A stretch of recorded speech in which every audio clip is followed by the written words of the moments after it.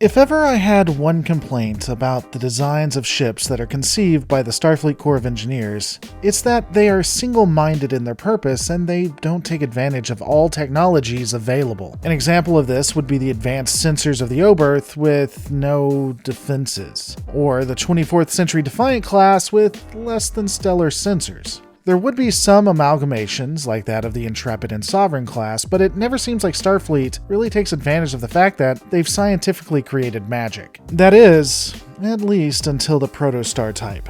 The Protostar-Type is the culmination of all the technology the Federation has to offer in one nice package. Let's just get into it.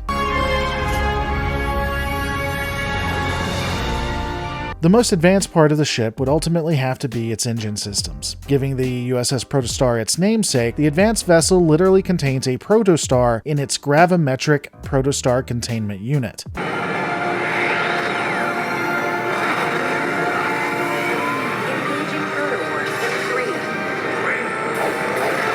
By wielding the power of a baby star, the vessel could cross over 4,000 light-years in a matter of minutes. When activated, the two main nacelles would shift down to a lower angle as a third nacelle appears. This method would come to be known as proto-warping.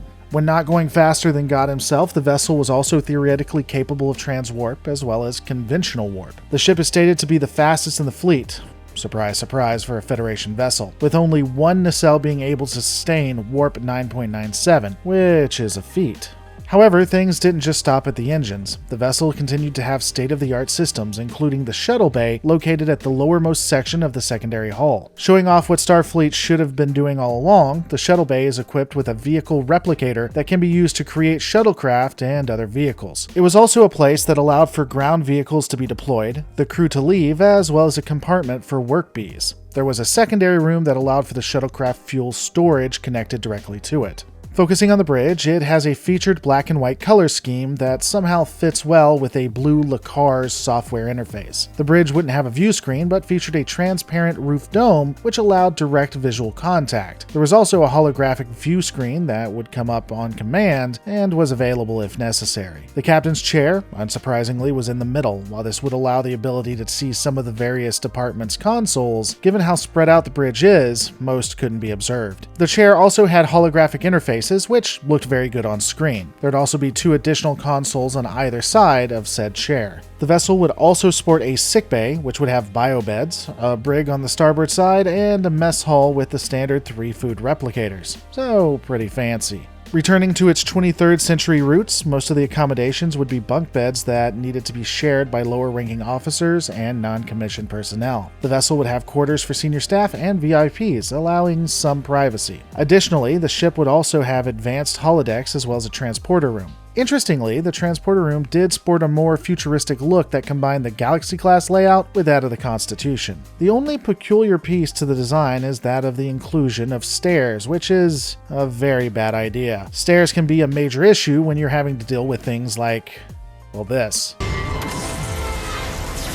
But again, it looks good on screen, I suppose. The vessel would also have holoprojectors on all levels of the ship, including the bridge, brig, and everywhere else. While we don't know if it's standard, the USS Protostar also did have a training advisor in the form of Captain Catherine Janeway. Oh, my mistake.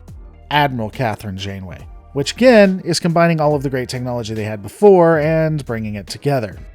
That's just good business. The weapon systems aren't completely fleshed out from what we have seen, but we do know that the armaments include 3 phaser arrays that cover the dorsal saucer firing arc, with additional arrays for the ventral saucer arc, the ventral aft secondary hull, and other places. It also sports pulse cannons, Type 6 photon torpedoes, as well as deflector shields and polarized hull plating, even though polarized hull plating is terribly antiquated. I guess it sounds cool to kids though. The vessel would also be capable of landing on some planetary surfaces or starbases that were large enough. As I stated at the top, the ship was what could be done when the Federation allowed Starfleet to use all of the tech available. It's a great exploratory vehicle, an excellent scout, and a vessel you would never want to be on the opposing side of.